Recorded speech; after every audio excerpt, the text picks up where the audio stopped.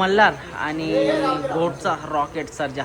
तर एकाच आपण गोट्यामध्ये बघतोय. शुभेच्छा द्यायला सगळीजण आलेले आहेत. आताच घरी चाललेलो, दादांचा फोन आला, केक कापूया. चला बरं आता केक कापू. इकडे बघतोय मल्हार 11-11 तो देखील आहे. आणि बबलू चाचा आहेत, विशालदा, DJ ब्रावो. आणि इकडे आपले बाल्याबाई बैलाचे मालक देखील आहेत. तर आता मुलाखत वगैरे सगळी आहेत. बघा नंदी मस्त आलेले आहेत. चांगला गुलाल झाला. एक सगळ्यांना जी लढत बघायची होती ती आज दाखवली.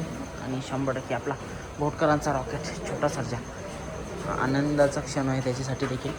आणि इकडे मालक आहे. चला एक बाईट घेतो आहे आता. मित्रांनो, बरीचशी चर्चा होती की आपल्याला बघायचं होतं घोट सर्जाच्या दावणीला नवीन एक वासरू. आज आल्या बिंजोडला नाव होता.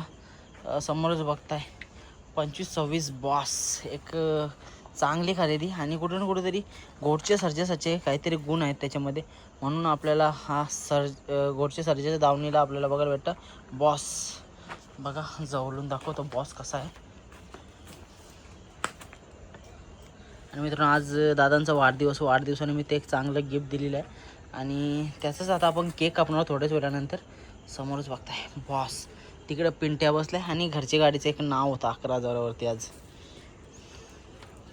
दिसायला चांगला आहे नंदी. सर्जा हरकत दिसतं, थोडीशी शक्ल तशीच आहे. तुम्ही पण कमेंट करून सांगा कसा दिसतं आणि कोणच्या हरकत दिसतं आणि काय कमाल करू शकतं.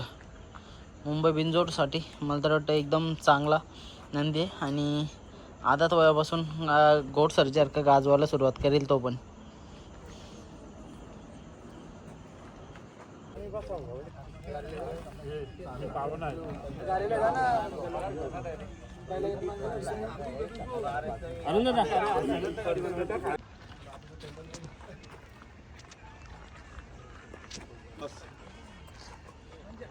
जे का पारून दा हॅपी बर्थडे टू यू.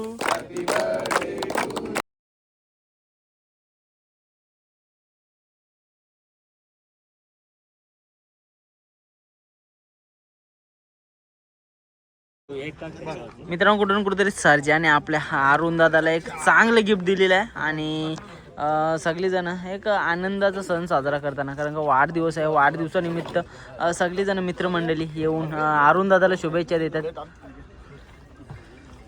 हे फोटो काढा रे. समोर नाना शेठ आहेत. तब्येत बरी नव्हती म्हणून नाना शेठ आले नाही, तरी पण आज आपल्या भावासाठी कुठं ना कुठेतरी चांगला एक आनंदाचा क्षण साजरा करताना नाना शेठ थोडेसे दुखापतीमध्ये आहेत. तरी पण एक आपल्या सर्जावरती प्रेम आहे, आपल्या अरुण दादावरती प्रेम आहे, म्हणून त्यांच्यासाठी आलेले आहेत.